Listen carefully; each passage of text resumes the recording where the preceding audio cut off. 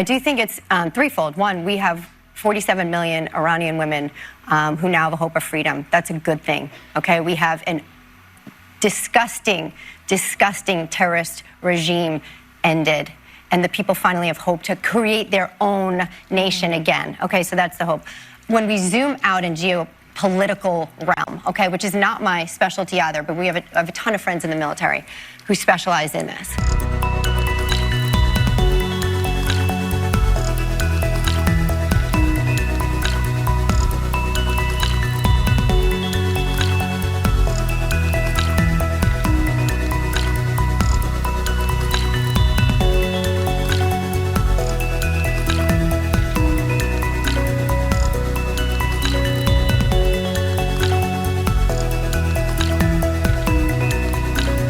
We see that this is actually avoiding a boots-on-the-ground war with China when we are able to choke their oil supply, and the president and our military are exemplary in doing so right now. They've cut the oil supply from Venezuela, and they've now reduced it and choked the oil supply to China in Iran. And now what that does is presumably prevent China from having an absolute stronghold on the globe. So this is a strategic move geopolitically that we may not fully understand, but I absolutely trust that this is best for our nation, and we should be America first.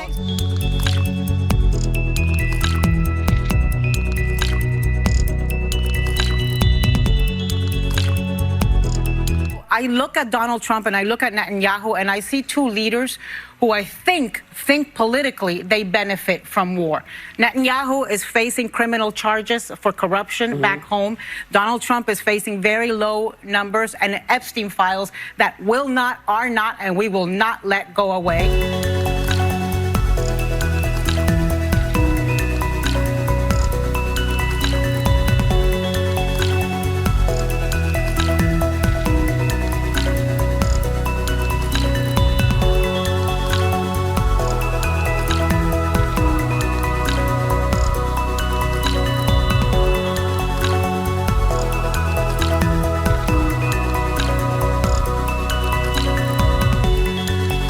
Let's get some analysis now with Greg Sheridan. He's foreign editor at The Australian. Greg, great to see you. A momentous series of events in the Middle East over the last couple of days. I want to ask you, where does it go from here?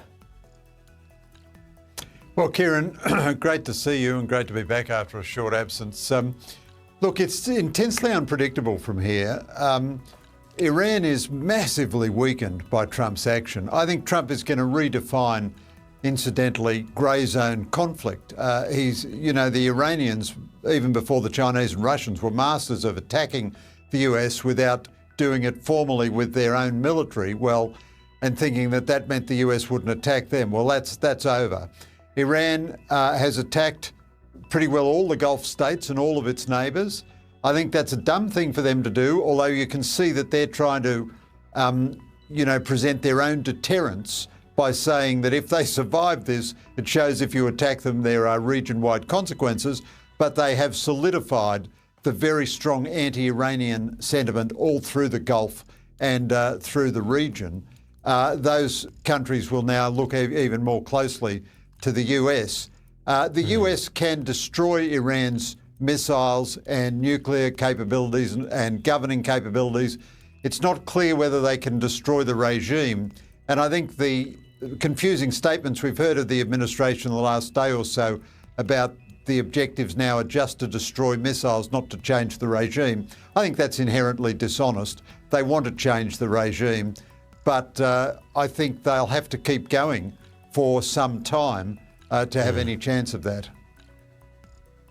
Yeah, and in terms, I was reading your piece today in The Australian, you say that in terms of the history of this, Trump has got the right friends and the right enemies at the moment. He's doing, this is a noble thing that they're doing. How does it fit within international law in your view, and what are the economic implications out of all of this? Well, yes, I think Trump has got the right friends and the right enemies. The Albanese government deserves praise for backing the Americans. The international law situation is much murkier than people would have us believe. First of all, the United States and Israel have a perfect right under self-defence. to retaliate against Iran. This is what I was saying about the grey zone thing. You can't have a situation in which a nation can continually attack you, but because it hasn't sort of formally declared war and moved the tanks across the borders, you can't retaliate. The second observation is that international law is in any event a load of baloney. No one pays a blind bit of attention to it. Iran never paid a blind bit of attention to it. The only mechanism for enforcing it is the United Nations Security Council, and the United States has a veto on the United Nations Security Council. So there are no international law fallouts. That's just kind of nonsense, really. So what do you say? International law prevents the United States from imposing a cost on its enemies, but it doesn't prevent Russia from invading Ukraine. Well, you know, you're just mad to put your faith in that. The economic consequences could be quite severe. Iran has just moved to close the Strait of Hormuz. We know that 20% of the world's oil flows through there. It's likely, while it can still fire missiles, and remember, Hamas was able to still fire missiles after 2 years of war with Israel right on its doorstep. While Iran can still fire missiles, it may well target more explicitly oil facilities in the Gulf, just to say, well, if you're going to attack us, there's going to be chaos. Now, I think that would lead to an escalation by the United States and by the Gulf states. But you could easily see a very big rise in oil prices, and that would be obviously bad for Australia. It'd probably be temporary, but, you know, it's pretty combustible for the next few weeks.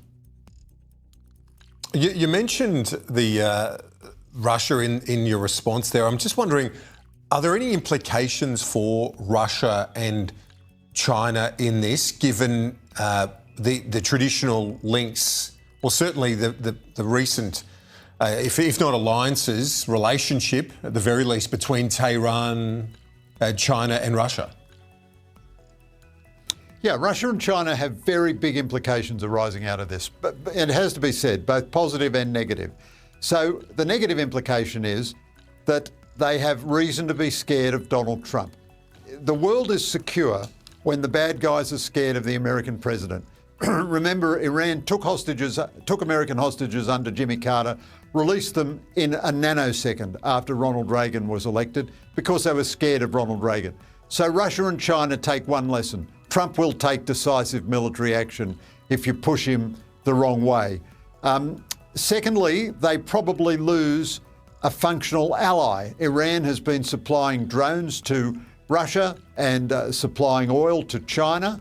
And so if Iran is taken out of the equation, they lose part of the authoritarian axis, Russia, China, North Korea and Iran. However, sad to say, there are some positive outcomes for Russia and China out of this too.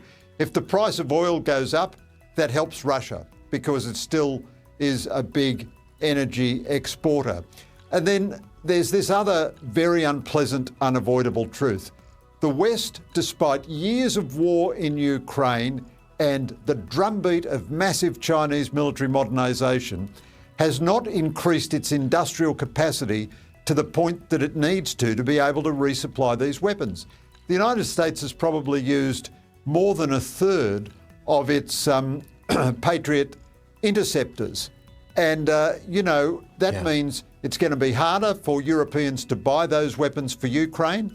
And God forbid, if anything should go haywire with China, the US has a depleted arsenal. Now, both Europe and the United States and, of course, Australia are at fault for not reforming their industrial base to have a much bigger production of munitions.